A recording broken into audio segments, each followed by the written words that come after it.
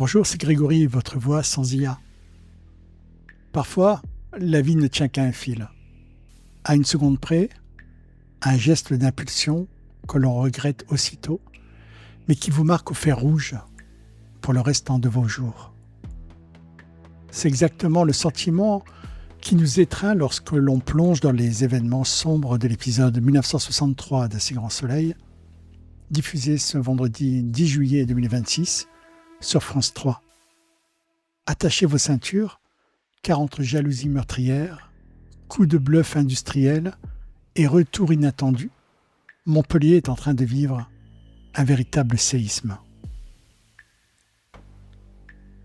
Entrons tout de suite dans le vif du sujet, avec le drame absolu qui va secouer la ville pour les prochaines semaines à venir. Nous suivons Alain, un homme d'ordinaire si mesuré, si profondément humain, qui se retrouve aujourd'hui piégé dans un engrenage cauchemardesque. Tout commence par la pire des blessures, la découverte de l'infidélité.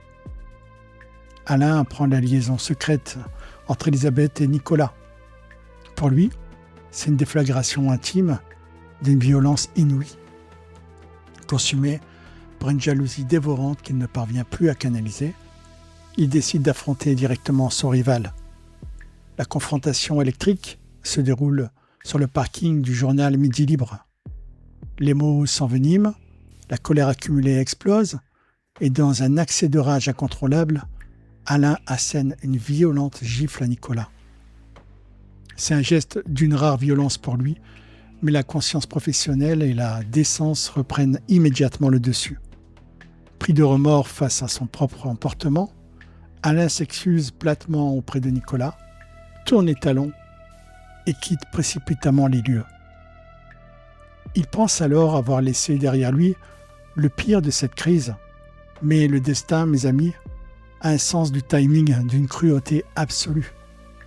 Quelques minutes à peine après son départ, alors que l'air du parking est encore lourd de leur dispute, un coup de feu retentit. Nicolas est froidement abattu d'une balle en plein cœur. Lorsque le corps est découvert, la police n'a pas à chercher bien loin pour trouver un coupable tout désigné. Le timing de cette agression physique, suivi de ce meurtre de sang-froid, fait immédiatement d'Alain le suspect numéro 1 aux yeux des enquêteurs. Comment va-t-il pouvoir prouver qu'il a quitté le parking avant le coup de feu mortel ? Les excuses qu'il a présentées suffiront-elles à le dédouaner face à un mobile aussi puissant que la jalousie d'un mari trahi ?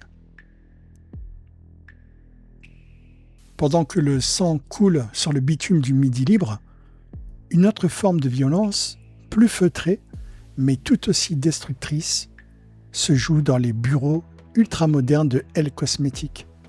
C'est là que le jeune Boris décide de s'affranchir de toutes les règles de prudence pour assouvir son ambition. Sans en toucher un seul mot à Elisabeth, qui est pourtant la patronne absolue et incontestée de la boîte, Boris prend l'initiative unilatérale de signer un contrat gigantesque. On parle ici d'accepter une commande pharaonique de 200 000 unités de la crème Finoma pour le mois de septembre, destinée aux très exigeants clients chevaliers. C'est un coup de poker d'une audace folle, mais qui déclenche instantanément un vent de panique chez les techniciens de l'entreprise. Berthier et Bilal, conscients de la réalité physique des laboratoires et des chaînes de production, voient rouge. Pour eux, une telle cadence est tout simplement irréalisable en si peu de temps, sans compromettre gravement la qualité ou épuiser totalement les équipes. Ils tentent d'alerter Boris sur la folie de sa démarche, mais le jeune loup refuse de plier, grisé par la perspective de prouver sa valeur industrielle. Mais à quel prix ?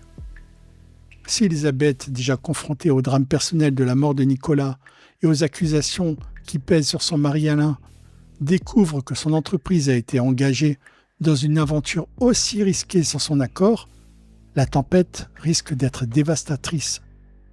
Boris a-t-il signé l'arrêt de mort de sa propre carrière au sein de Elle Cosmétiques ? La structure pourra-t-elle seulement survivre à un tel naufrage industriel si les promesses ne sont pas tenues ? Prenons un instant pour respirer au milieu de ces intrigues étouffantes. Grâce à un retour qui va faire sourire les habitués. Mais qui pourrait bien cacher un rôle clé dans les épisodes futurs? Oui, cet épisode 963 marque la réapparition de Blamont.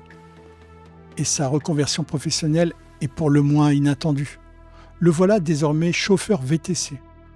Derrière le volant de son véhicule, arpentant les rues de Montpellier de jour comme de nuit, Blamont devient le spectateur privilégié des secrets de la ville. Les chauffeurs de VTC sont souvent les confidents involontaires de drames intimes, entendant des conversations téléphoniques indiscrètes, observant des visages défaits à l'arrière de leur voiture ou déposant des passagers mystérieux sur des scènes de crime.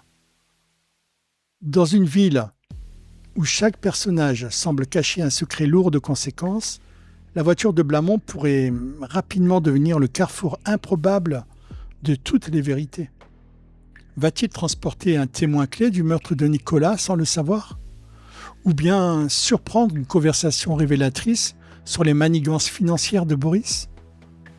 Une chose est sûre, son retour n'est pas un simple hasard et pourrait bien lier toutes ces intrigues parallèles d'une manière totalement inédite. Quel secret Blamont va-t-il collecter au cours de ses prochaines courses nocturnes? C'est sur ces questions brûlantes que je vous laisse aujourd'hui. Prenez grand soin de vous, restez curieux et n'oubliez jamais que derrière chaque ombre se cache une vérité qui ne demande qu'à éclater. C'était Grégory, on se retrouve très vite pour un prochain épisode. Excellente journée à vous tous et un très bon week-end.